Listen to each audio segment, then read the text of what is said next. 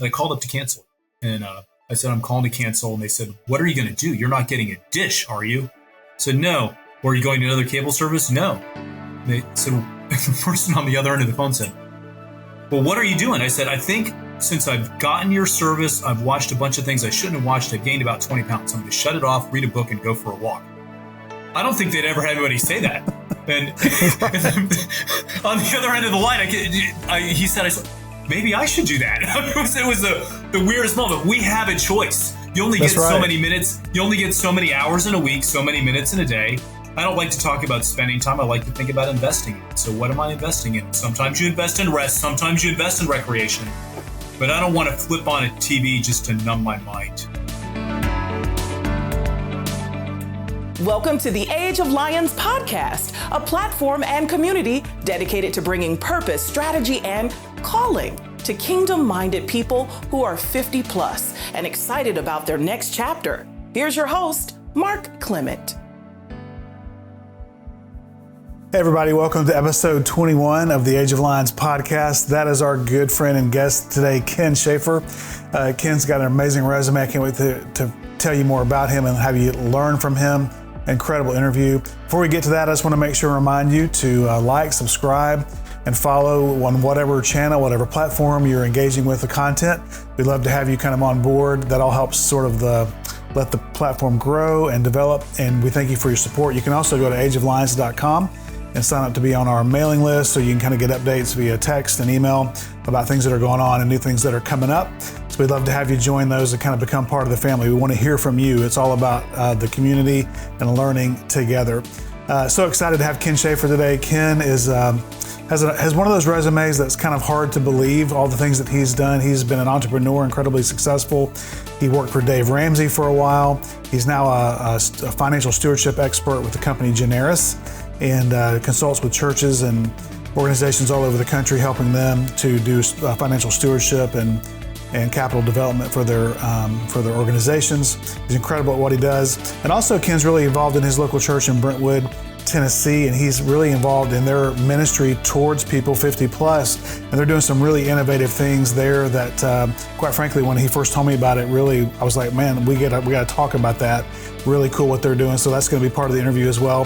So sit back, relax, enjoy this incredible interview with my buddy, Ken Schafer. Hey, Ken, how are you, man? I'm doing great. Thanks for having me on.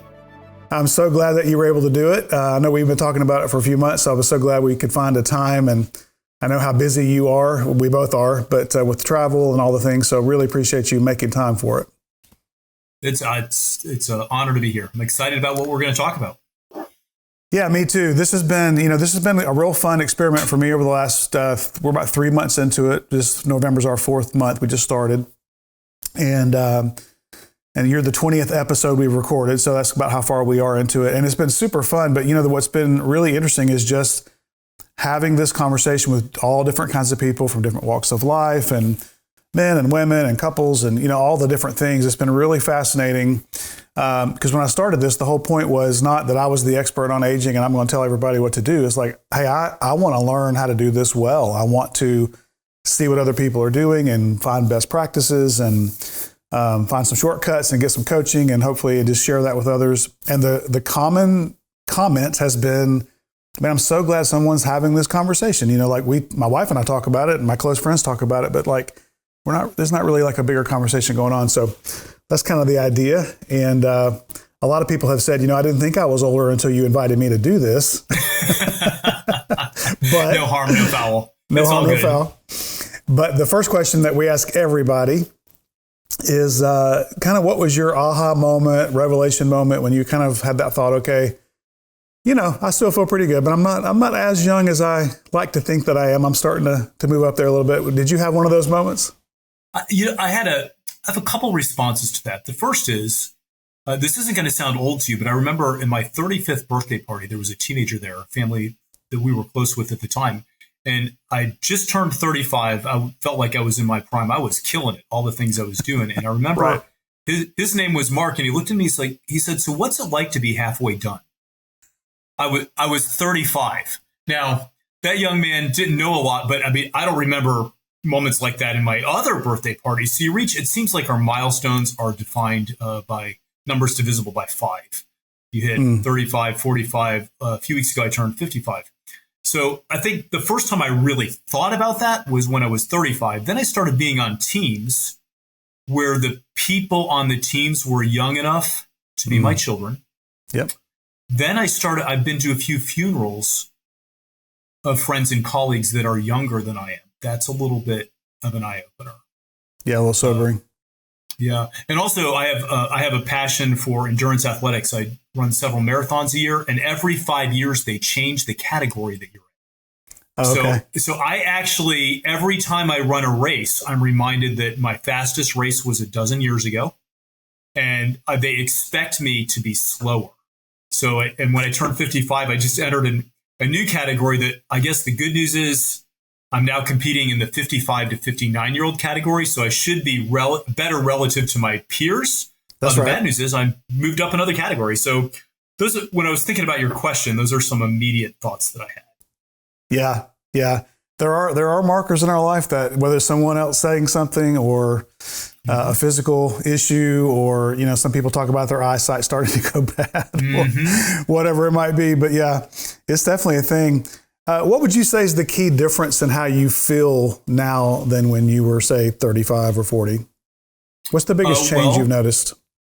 I think, there are a few ways to answer that question. One is physically, I actually feel better than I ever have. I did not spend my 20s and 30s in a very good place physically. Okay. So the commitment to exercise as part of my lifestyle is key to the amount of energy I have and how I feel. So physically, overall, I feel better. I think that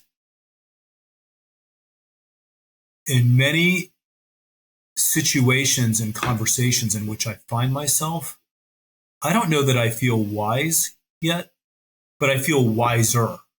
Yeah. I think you reach a point where situations remind you of something that you experienced before, and people do as well. And my wife and I talk about this often. We relocated as part of our family's journey about 8 years ago. So we completely changed the environment in which we'd been for almost 30 years to a new home. And in our new home, all the types of people remind us of other relationships and other people. And I think that's a key difference. I think there's more that you've seen, so you recognize things a little bit more. Yeah, that perspective and the comparables. I have a comparable to this. I remember doing this one time before, or something similar. Or and it really does change your perspective, because you just have more to draw on, especially if you're trying to help someone who's younger. I have found their lack of perspective, or just lack of years of experience. They might panic faster. They might worry more. They might not see the bright side on something or whatever. And you're like, oh, no, I've been through this before. It's fine. It's going to be fine. Sure.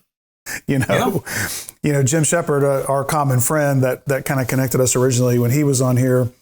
I can't remember exactly how he said this, but he had a really powerful statement near the end of the interview. And he was saying that something about the accumulation of sunrises and sunsets over time, just how that's just something that you can't, nothing else but time will teach you the things that it's teaching you. There's no other way to learn it except just to have the repeat over and over and over again of those experiences and how we deal with them and handle them. So I thought that was really powerful. That's really true. And it's quite like Jim to have a statement, a very good statement. It's poetic to sum all those things up. And there's a man. So I was at Jim's 70th birthday party. And there's a man who's experienced and even more than most people, just because of the nature of the work that he does and the places that he travels.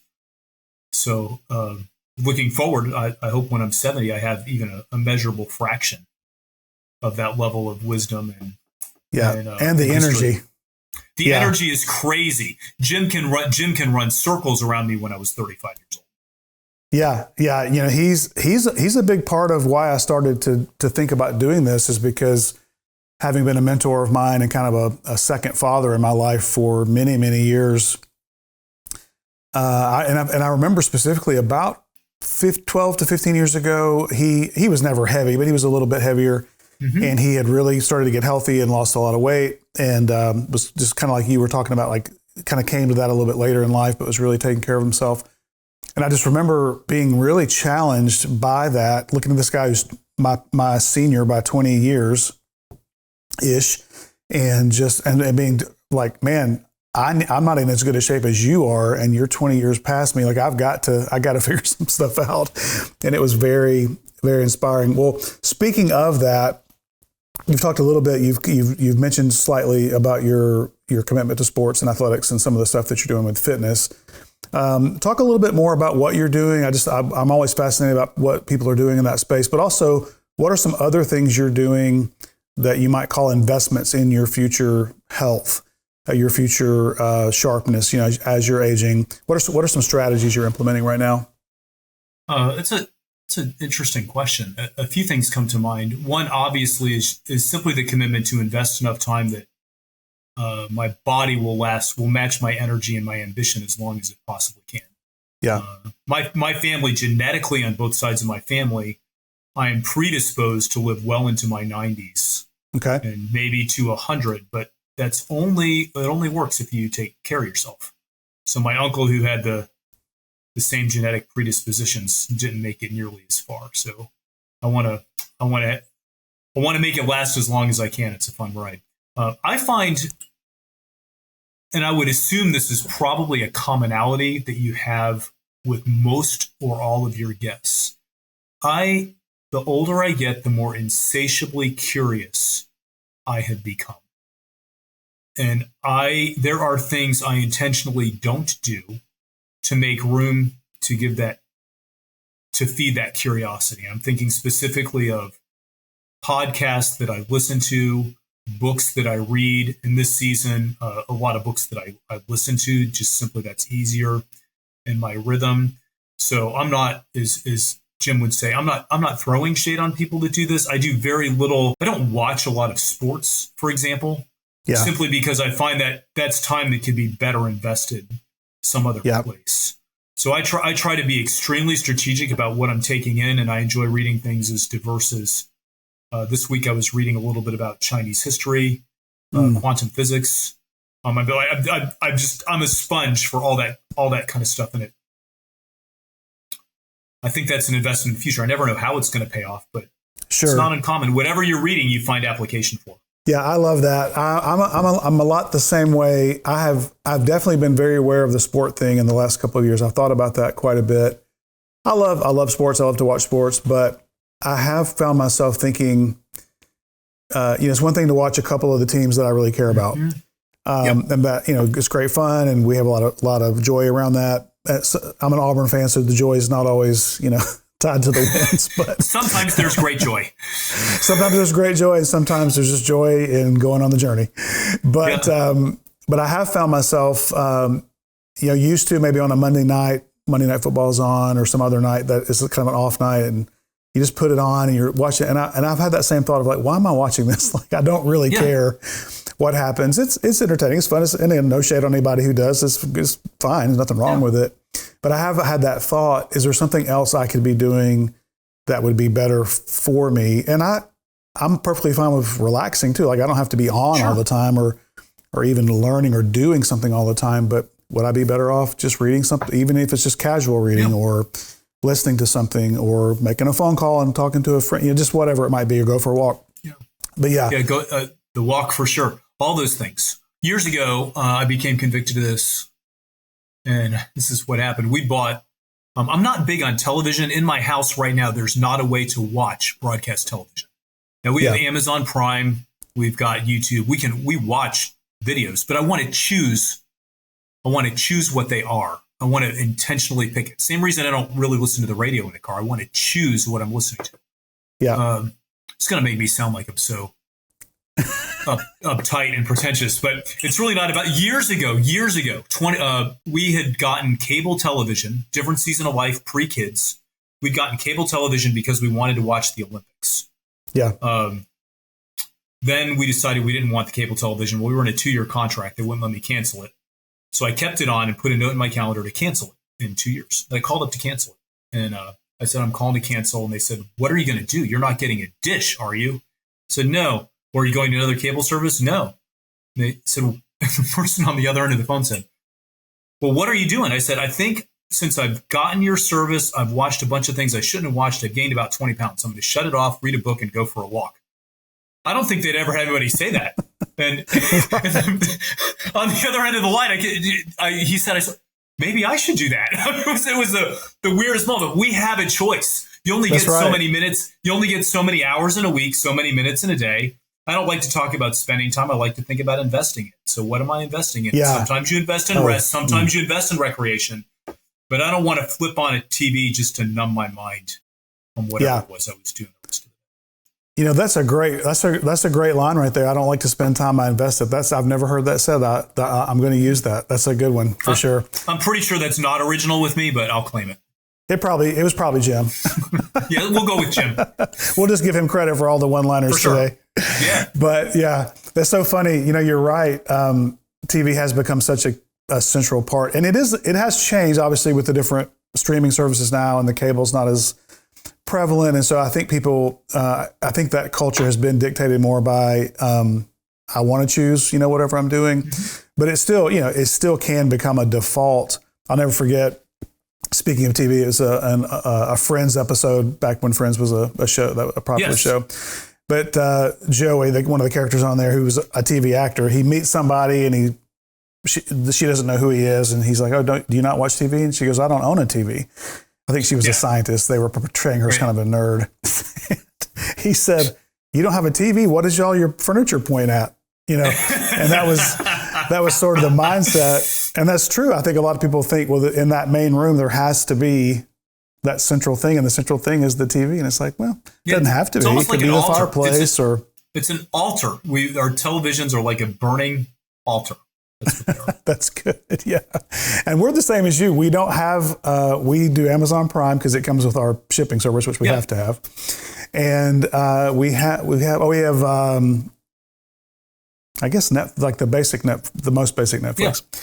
But we don't do the cable. We don't do the channels. The only time, though, I have to say the exception is during football season. We do live in Alabama, after all. We will get it, and we usually get it with somebody. We share it with a friend because that's all we use it for, and we have it for those couple of 2 or 3 months or whatever. But you're not wrong. It is tempting when I have it to want to go to the channels, and I'm like, I don't need, So 100% what you're saying. I mean, it feels like that's tangentially related to your question, but anyway, that's just, it's a little bit of insight into me. No, I think that's a great discussion for sure. What would you say has been the hardest part about getting older? Well, my wife and I, we've been married 27 years. Okay, that's awesome. And that's not the hardest part. Let me just rewind that a little bit. I'm just congratulating you. Yeah, we didn't have. I mean, not for me. We didn't have children. In fact, we ended up adopting children. That's what we ended up doing. Okay. So, but I was 43, 42 when we adopted my son. So all that is to say, my contemporaries, people in their between, let's say, the age of 50 and 60, they're having grandchildren. That's right. Right. Which is great for them. I'm very excited about this. I'm looking forward to this in the right season. I think that what the challenge that's posed for our family is actually connecting with people in our same age range. In fact, when we were in South Florida, where the families tend to have children younger, where we live now in Williamson County near Nashville, I think there's a lot of families. There are more families that have kids when they're older. I think there's some delayed gratification. There's some statistical reasons why that's true. The Hispanic families in South Florida tended to have kids younger. And when my wife was dropping our daughter off at school, there was a woman there that they thought that Julie was my daughter's grandmother. And twice in the last 6 months, I've had Derek is my son. Derek's friends have asked him, well, can you go ask your grandfather for permission really quickly? And I'm never quite sure how to feel about that. But it's not awesome. However it is I should feel, awesome isn't like the first thing. So I'd say one of the hardest things is we seem to be aging at kind of a different pace than the people that are around us. Yeah. Now let me ask you this: do you feel Yeah. do you feel like you're kind of operating as a younger person because you have younger kids?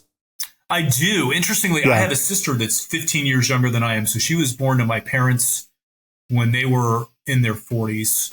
Yeah. And I think she kept them young for decades. Yeah. She'll turn 40 next year. And I just want to say on this podcast that she's a doctor just because I'm proud that she's a doctor. Yeah. It's not actually related to anything. I just think she's great. That's awesome. Yeah. Yeah. You know, we've had that same experience because we're a blended family, but my wife and I both have our oldest children are 37 or 38, depending on the birthday. And, you know, we were both really young when they were, so we were both like 19 or 20 when the first kids were born. And now our youngest, my stepson is just turned 15. So we're kind of in that boat with you. Yep. Where we have grandchildren. My wife has 4 grandchildren. I'm about to have my first, my oldest son's about to have our first grandchild. Super excited about that. But we do live in these multiple worlds. We are in that phase of life. But yet we also have kids in their 20s, and we have kids in 30s, and then we have kids like Rivers, who's 15. And so I feel that sometimes when we're with other parents, we did a little beach trip back at the end of the summer with some other families, and it was all Rivers' group of friends, and we were going to really start to get to know some of these parents because it's kind of a new group that he's in. And they're all in their 40s at the oldest, and some younger, some 30s. They're the age of your oldest kids, and it just feels strange. In fact, he had a little girlfriend a year or so ago that he was going out with, or whatever they call it now. And when we met her parents through conversation, we quickly realized that her parents, she's the same age as him. They were the age of our oldest kids. Mm-hmm. Yeah, we had one of the positions where I contribute significantly as a stewardship minister at Brentwood Baptist Church. We had some residents, and we were talking about a Christian artist, and she said, "Oh, I think my mom used to listen to him." And then we had continued conversation. What I realized was her mom was younger than I was, and that was just, you start having those when the cultural references become.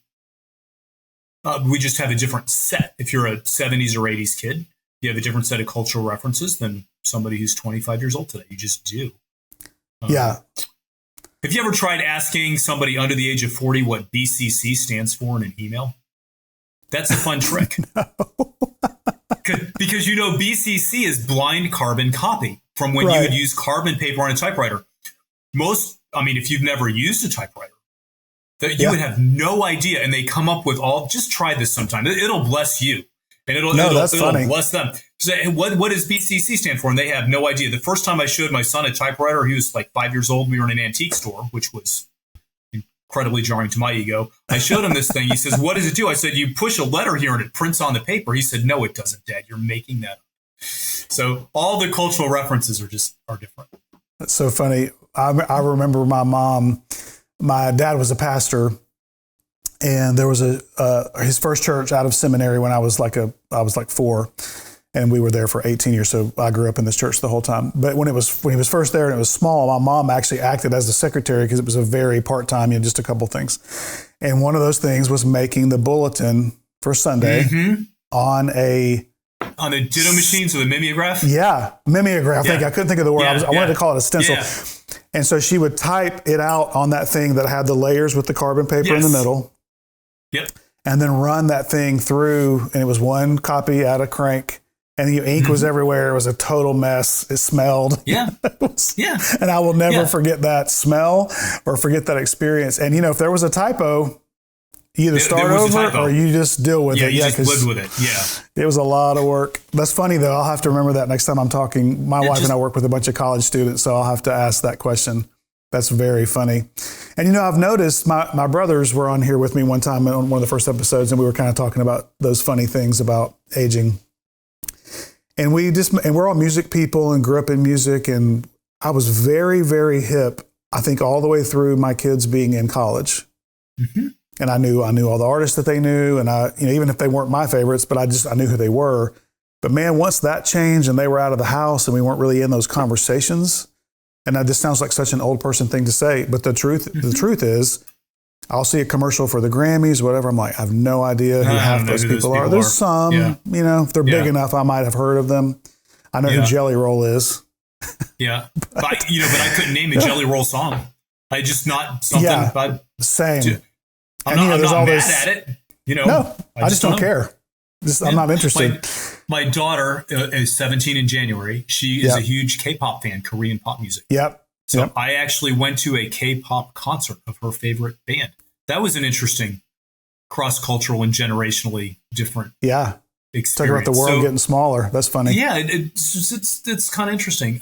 So challenges getting older. And your question was about getting old. I also think that sandwich generation, that's a reality.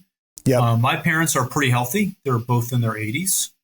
My wife's mother passed away this year. They're not as this different set of health challenges. So we're kind of dealing with that. Where do you invest the most? What's required? What does it mean to be an honorable, godly son or daughter or son-in-law in this season? Yeah. What are we modeling for our kids? Yeah. Those tensions are real. Yeah, they are real. We have a guest that's going to be on in a few weeks. It's a couple who are some friends of ours, and my wife and I, both of our parents are gone and have been for quite a while, but they're taking care of, I think it's her mother, but anyway, they're taking care of one of their parents, and her father just passed away recently, and so they've been very active in that role. Their kids have just gotten out of college, so they were in that sandwich thing like you talked about. I had never really heard that term until really just a couple of weeks ago.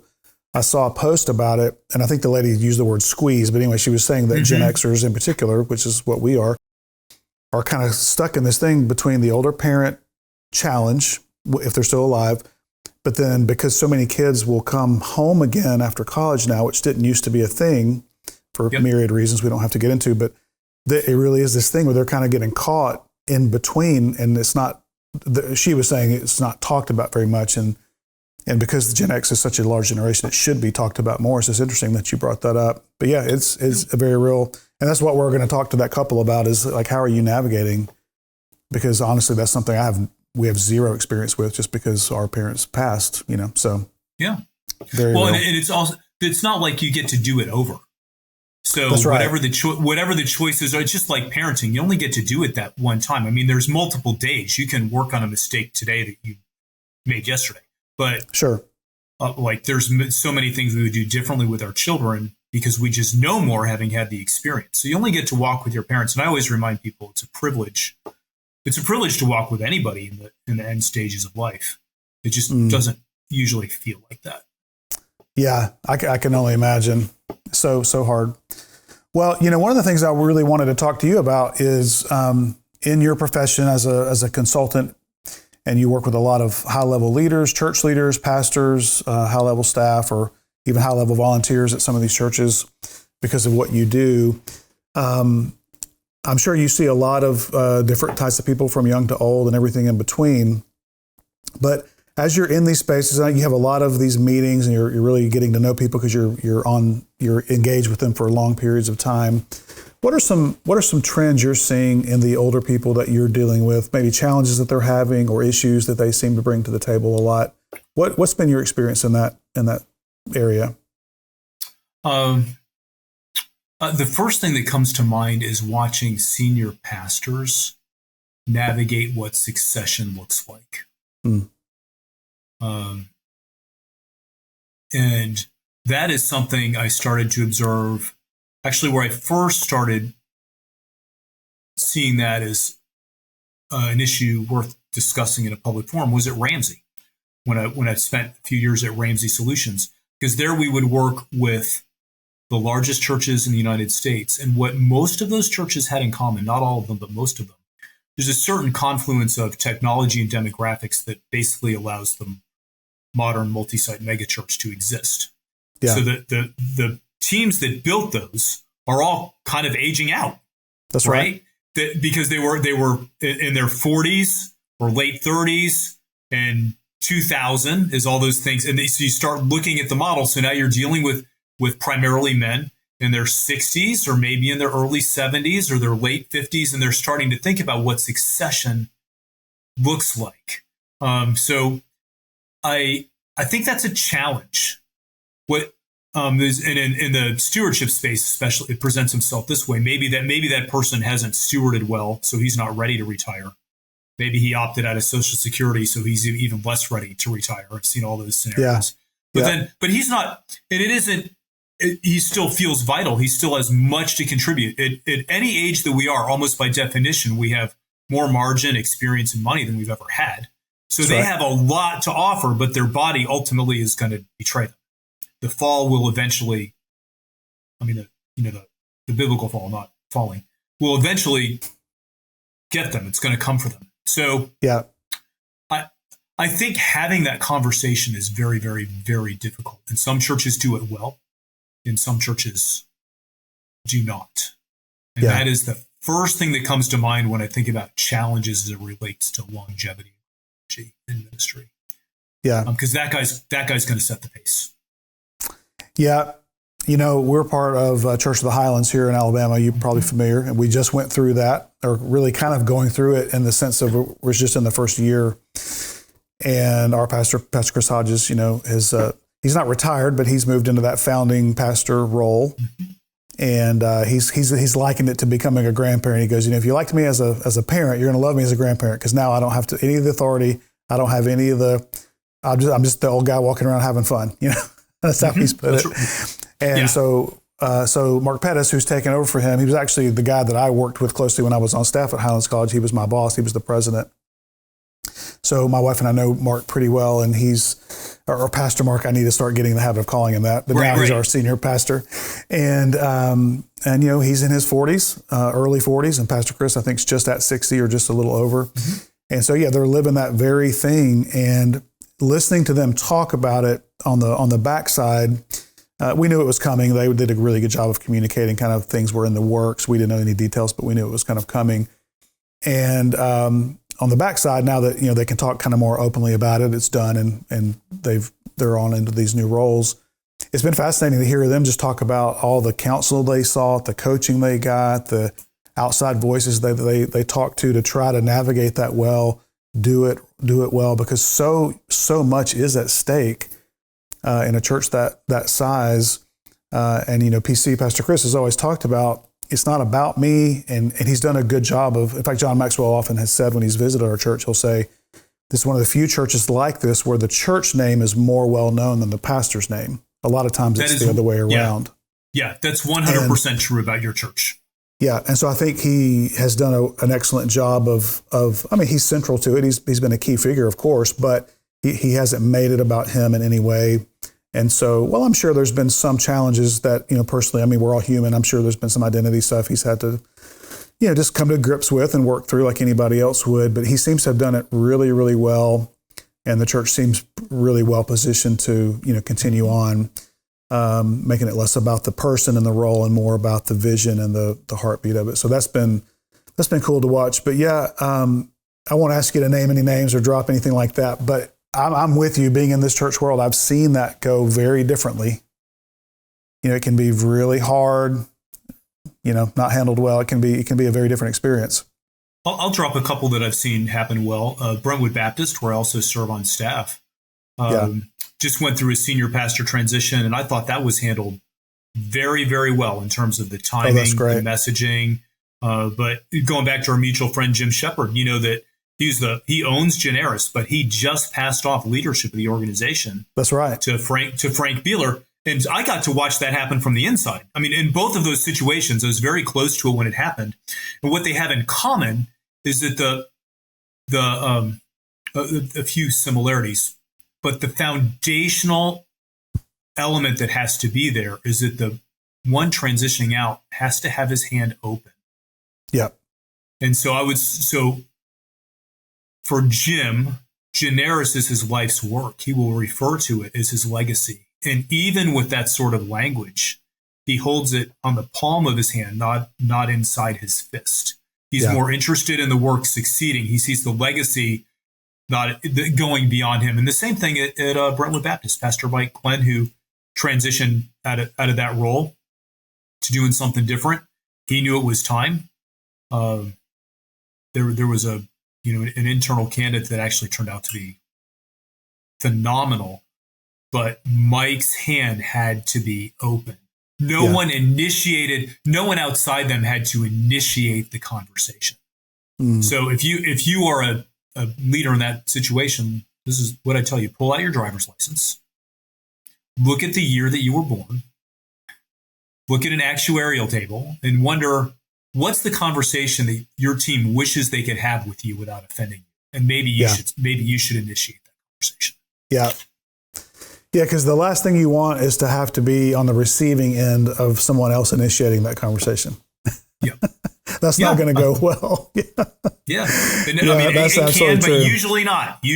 Yeah, it can. But probably won't. Yeah, because just the fact that they've had to bring it up says we're not probably dealing with reality on some level. Well, so, and in some cases, it's equivalent to having an estate plan. When my wife and I were first married, we built a simple will. Then I built a business, had 100-something people working for me. I had no plan for the continuation of that business. The plane Julie and I were on went down. And what I became convicted of as a stewardship guy, even at that time, this is bad stewardship. I'm not doing a good job of taking care of people who put their trust in me.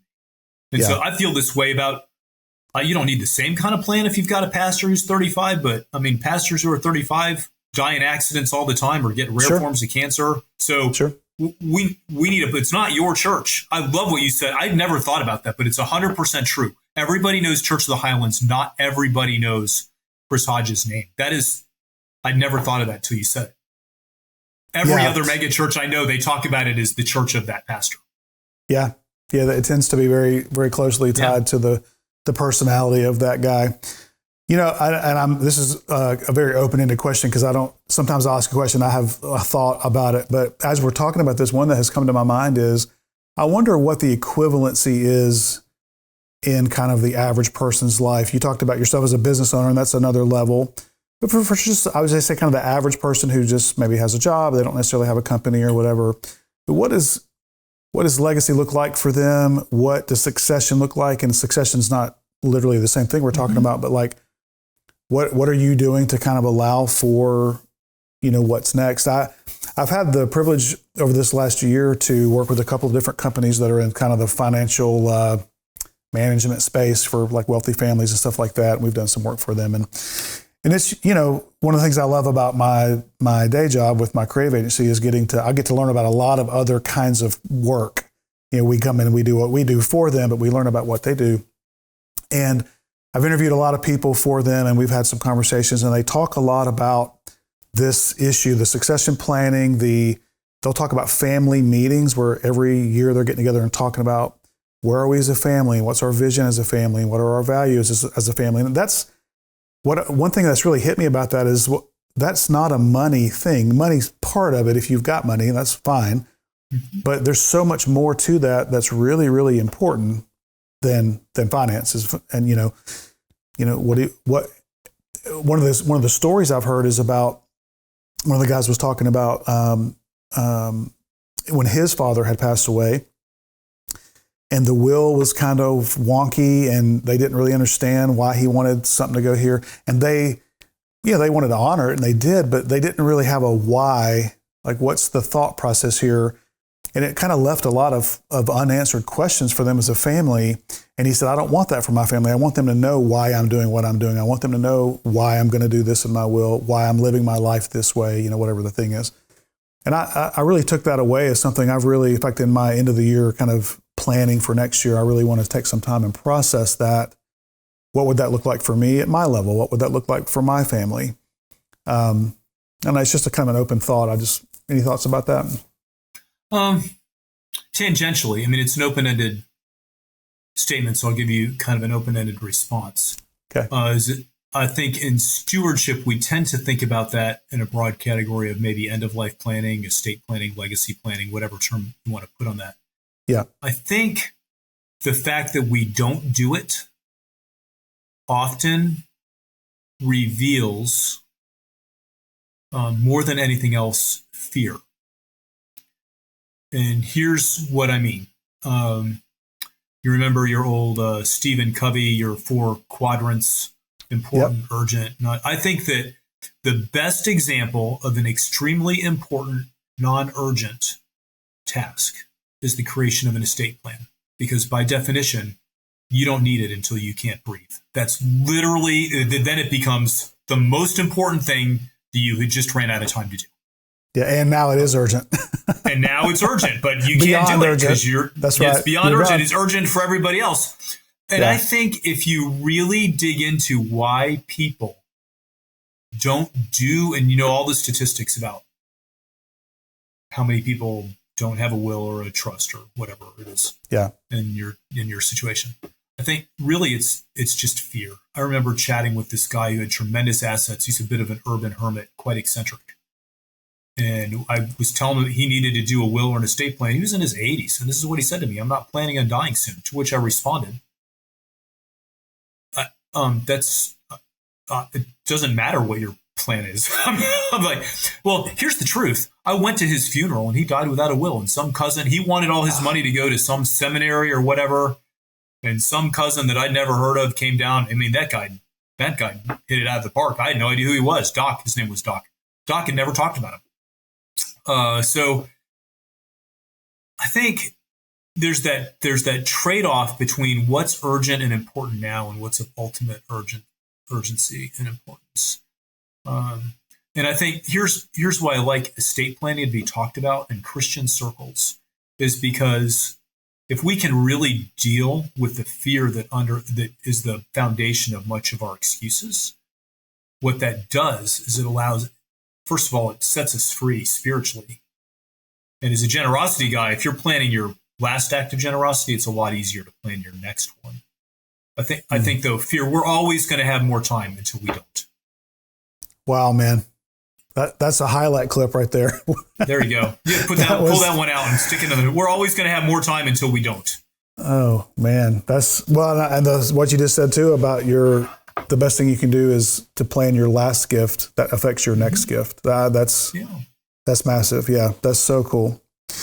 Well, another thing that I've talked about offline that kind of led to having this conversation today was when we first met and started to connect on work stuff, and we're just talking about our lives and what we do. You mentioned how you are really super active at your church and helping with different things, and maybe on staff on some level or whatever. And you mentioned the fact that your church has been real intentional about thinking about the older generations. And I know you're not fully there yet, and you're still very much in the discovery phase. But I would just love to hear you talk about what y'all recognized as an issue and what you're doing to address it, like in process, even though you don't have all the answers yet. Yeah. I would just love to hear you talk about that, because I thought that was fascinating. And I think a lot of churches aren't doing this at all or aren't doing it well. And I'm not talking about the seniors who get on the bus and go to Dollywood. I'm talking about like actual ministry to, Sure. Which of course you and I are on the same page there. So talk about that a little bit. I'd love to hear your thoughts. Yeah. So this is something we're working on very preliminary stages at Brentwood Baptist Church. This is handed to me by the senior executive pastor, who interestingly kind of falls into the category that I'm going to describe. And what he talked to me about, he said, we have many people that are in our congregations. Brentwood Baptist has 9 campuses. We're in the wealthiest part of Tennessee, and we have a lot of healthcare, a lot of money, a lot of corporate jobs, a lot of business owners, a lot of very high-powered people of tremendous means. So people that can retire early, people that have, there's all kinds of spiritual needs. It's a different question. But he said, we have people that retire when they're 60 or 62 or 55, and they don't have a vision for what they're going to do with the last part of their lives. We broadly are calling that the fourth quarter. So what we're working on is an experience that the work product of the experience would be for people to develop a fourth quarter mission statement, to spend time in a retreat style setting with guided discussions, probably in a group type format, where that's the work product. They simply, beyond I want to spend more time with my grandkids, or I want to play as much golf as I can. Because what a tragedy to finish well, have all these resources, achieve all this corporate acclaim, sell the business, cash out. That's great. I mean, I'm excited that you did that. But then what's next? Yeah. Now, what's next may not be, it may not be a ministry at the church. It could be something else. So in some of the research for this, I found a guy who says, what the calling on my life in this season is to mentor leaders. Now, as a guy who spent a lot of time in church leadership culture, I have some inherent suspicion when I hear that, because everybody wants to be a leader. They all want to be a coach. And so my first response, I'll admit, is like, Then I actually heard his professional resume, and then I'm wanting to make an appointment. Can you mentor me? Like, can I be one of the guys? I ran across another guy who said, what God has called me to do in this season is to be on different boards of organizations. You know, from your work at Highlands, that good governance it's a big deal. It's a foundational thing no one ever sees. And he's I can't remember how many boards, but has these board level commitments. I think that's great. Yeah. So what we're looking at, in fact, my next meeting on this is Monday, where we're recording this on a Friday. My next meeting is going to be Monday, where we are looking to start establishing the content that we will use to guide people to build a mission statement and some preliminary action steps to maximize that season of their lives. Working title is fourth quarter. Yeah. I love that. That is literally why we're doing this. It's literally why we started the podcast. It's literally the vision here is because you said it earlier, in these 50s, 60s, 70s, these decades, we have more time, more experience, more resources than really in the history of the world. We have more opportunity. As a Christ follower, we have a call of God on our life to be active, to contribute, to give back, to, whatever phrase you want to use. Sure. And the most tragic waste of all of those resources is doing nothing with it, or going, well, I can't, what am I going to do? I'm 60. What am I going to do? Which sounds ridiculous to me to even say out loud, but there are people who think that way. A lot of times it's fear. A lot of times it's culture, what their culture's saying. A lot of times it's just a lack of belief that God, has a plan for them. And so there's a lot of layers to that, from discipleship and spirituality and all the things. But I love that your church is kind of taking that bull by the horns and saying, hey, let's again, we're not looking to put everybody in a bus and send them on a Dollywood trip or Branson, Missouri. Nothing wrong with those things, by the way. We're actually saying but how can we help them thrive, contribute, live a fulfilling life, make a difference, have a legacy? Again, pick your buzz phrase, but all those things are so important, because I've been looking into some of the statistics, and I don't have good data on this yet, so I'm not going to say any numbers, but anecdotally, there's a feeling I have, and then I've gotten from other people, that sort of feels like as people get older, especially in church settings, a lot of times your choices are the bus and the trip, that kind of allotted that way, or nothing. Maybe there's a small group, maybe there's a Sunday school class you're part of, for socially. It's wonderful. We all need those things. But there doesn't seem to be any strategy for people at that age, especially from a spiritual standpoint. And there's some great books out there, and I think there's a guy that has a fourth quarter kind of ministry. Like, there's people doing it, but the church as a whole hasn't really seemed to embrace it. And so it seems like a lot of times people in church circles sort of get left out, because there's a lot of talk about the next generation, a lot of talk about young families, and those are very important things. But what about these people who are still here, still active, still giving, still hopefully growing? And what are we doing to, minister to them? And so what I've seen, again, anecdotally, is it feels like a lot of people either get sort of relegated to just being quiet. They just, I'm just here. I'm happy to be here. I don't have much else to do. Or if they're a little bit more driven and that church isn't really identifying or recognizing that opportunity for them, or providing opportunities, or shunning opportunities, unfortunately that happens sometimes too, they'll just go somewhere else, or they'll stop going altogether, because the church isn't really set up to disciple somebody at that level who still needs to be discipled and still needs to be taught and to grow and to learn. But that takes a lot of effort to lead somebody at that high level. And so a lot of times it's easier to just to kind of ignore it, or just not be aware of it and just focus on the young ones that are more cookie cutter and just let's get everybody through parenting and everybody through, whatever. So anyway, I'm rambling a little bit, but it's definitely a soapbox for me where I see that as a huge opportunity in the church world. Yeah. So I shared with you a little bit of my story. I spent more or less the first 20 years of my adult life building a business and doing ministry bivocationally. Sold the business, went on staff at a church. Then I went to go work for Dave Ramsey selling Financial Peace University.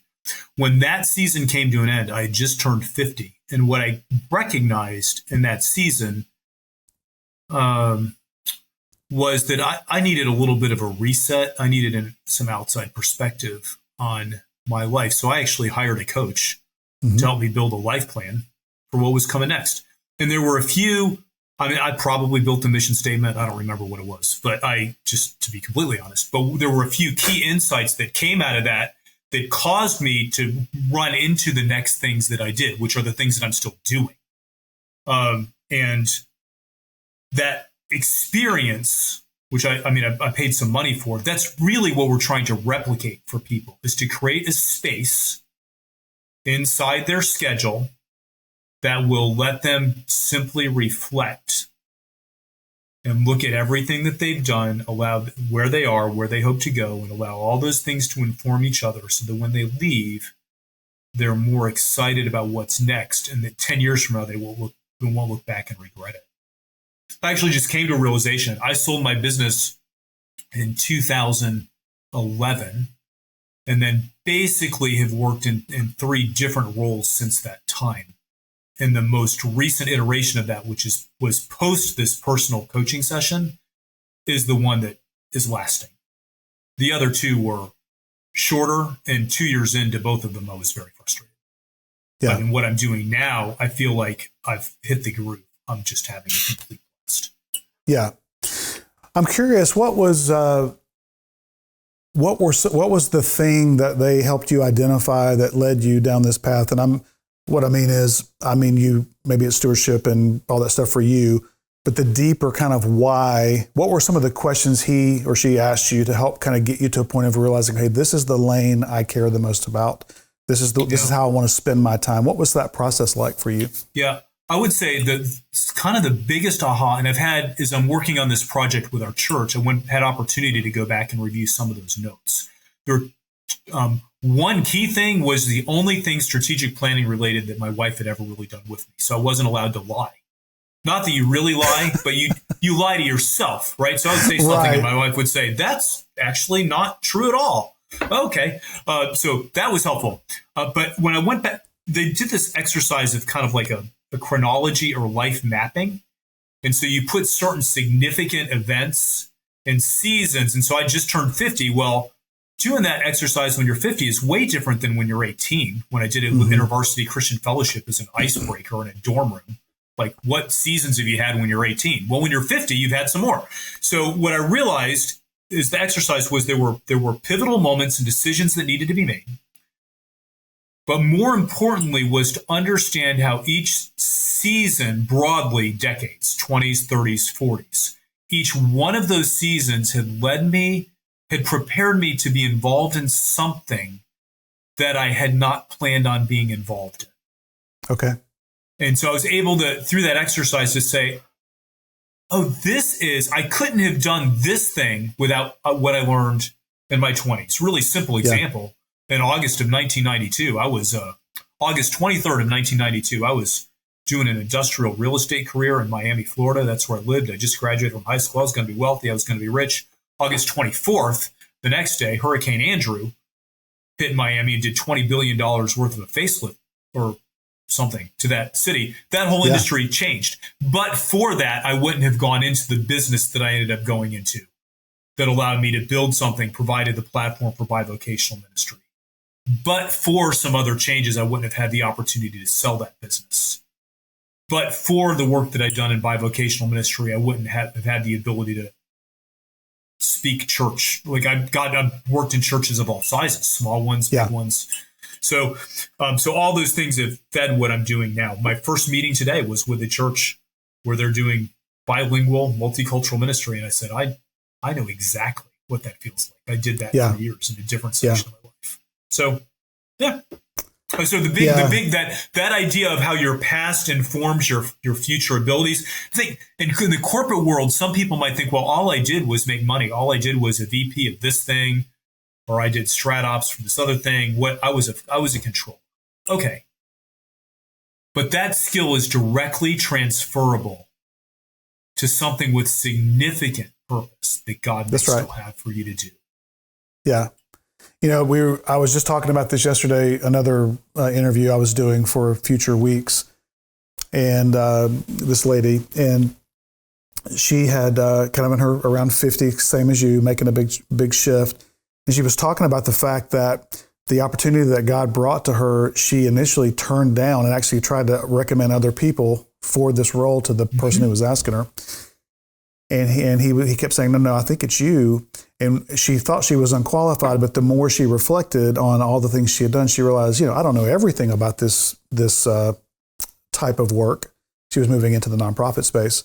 But she said, but I actually do know a lot now that I think about it, because I've had clients who are in the nonprofit space. I've been on boards. I've done this, I've done that. And she started kind of doing the math, so to speak, like actually this does sort of add up when I look at each piece individually and start putting them together on the paper.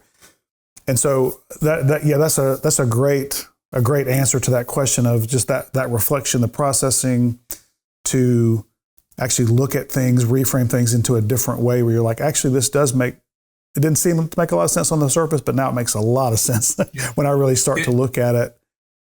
Yeah. And I think that's going to be true for almost anybody. That's right. Yeah. That's right. No experience is wasted. Yeah. Even when we learn about the things we don't want to do or we're not good at, or that's still extremely valuable. Let's fail quickly and move on to the things that we are good at, because that's so much more rewarding. But sometimes you have to figure that out, So yeah, you're 100% right. That's so good. Well, I'm really excited about what you guys are doing at your church. That's really interesting, and I can't wait to hear more about it once you start implementing and getting feedback and have some data sets of what's happening from that ministry. I think that's going to be really exciting and hopefully a good model for others to do as well. So that's really cool. I'm hopeful it'll work out. Well, let me ask you this. When I first started doing these interviews, this was not a question I was asking, but I remember being about 10 episodes in, and it was just one of those, Holy Spirit moments. He's like, you need to ask this question. And the question is this: as you have gotten older and as you're aging and growing in your walk with God, how would you say your faith has changed, grown, shifted? I don't mean necessarily like theology changes, but like just, what in your walk with the Lord, how has it shifted from maybe where you were 15, 20 years ago to where you are now? Yeah, I think that's actually related to this discussion. So I told you that I sold a business and that I've done basically 3 career things since that time. What was interesting was that earlier in my life, I'd had a couple of changes in things where I was fired from something, right? They said, okay, for whatever reason. And in fact, when I sold my business, they kept me on as a public company that acquired us, and then they hit a bad quarter, and then they riffed you, which is what they do. Like it wasn't personal. They fired a bunch of people that day. That was not a transition that I chose. So, and here's why that's important, because the next 2 times that I was faced with a transition where I was sure God was calling me to do something else, I remember God speaking to me very distinctly. And the first time he said, I've taken care of you all these times. You know that you're called to something new. Why are you holding on to this thing, this position, this title? And I don't claim that God speaks to me a lot. I really felt I heard God speak to me. Yeah. In that instance. And so with history, I was able to proactively move from one season to another. God tells us that he's faithful, and we're all for that, except that we just want to make sure we're going to get paid, But if you ever read Henry Blackaby, Experiencing God, you don't even need to read the whole book. You just read the first part. He says you don't need to know the second step to take the first step. And I really had a Henry Blackaby moment. Here's the thing: I've had it twice. I was fired from the one company, and I left the next two. And I think that getting older and having God prove himself faithful all those other times, and frankly, also being a little bit more confident, having more resources. I mean, the older you get, typically that's the way that it works. Yeah. You kind of have, that's why I don't know that I've been a very good employee a lot of the time, because it's hard to lead. So I can't relate to that at all. I know, no, not at all. No, that's not why you own your own company, right? So, but you have a certain amount of confidence, and you think, okay, this just is no longer for me. And I've had a history. I mean, I had a Category 5 hurricane blow through Miami, kill people, and interrupt a bunch of plans of everybody 33 years ago. And you know what? God was there. Wasn't a surprise to him. God had a plan for me that was different than what I thought my plan was. Yeah. So the older I've gotten, the more faithful I've seen God be. And I think that, then when you counsel younger people through a similar transition, the question I'm always asking is, what do you think is going to happen? Like, what bad thing do you think is going to happen if you make this move? Because I don't really see that happening. You're not going to be living in a box. Yeah. Anyway, I think that's my short answer, is because I've seen God prove himself faithful over and over. It's enabled me to be proactive with major life changes. Yeah. That's how it's related to this conversation. Yeah. Yeah. That's really powerful. And that is the thing. It's like, we were talking about it just on a couple of episodes ago. It's like, God, he's never failed. He's never failed me. Yeah. He's never let me down. He's never disappointed. He's never not provided. And so why are we questioning certain things in our life? Like, what's the worst thing that happens? You're going to die. So Paul said it's better to die. He wanted to die. God just didn't let him. So the worst thing that happens for any situation or decision we make is that we die and we get to be with God forever.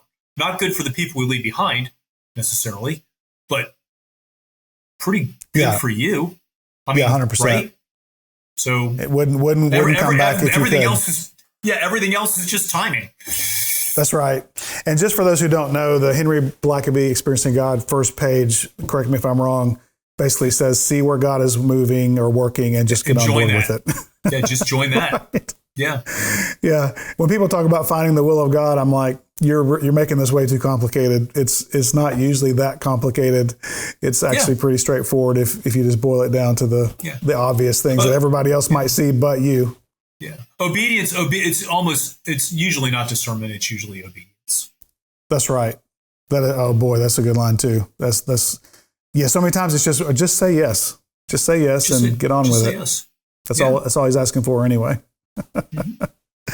Well, man, this has been awesome. I've had so much fun talking to you, and this has exceeded every expectation I had. I mean, I knew it would be great, but what a great conversation. And you've brought so much light to bear on so many of these issues from your expertise and your experience. So, man, just on behalf of everybody listening and watching, I just want to thank you for your wisdom and your availability, and in this case, your obedience to hopefully just say yes to God and say, I'll come on here and talk about this.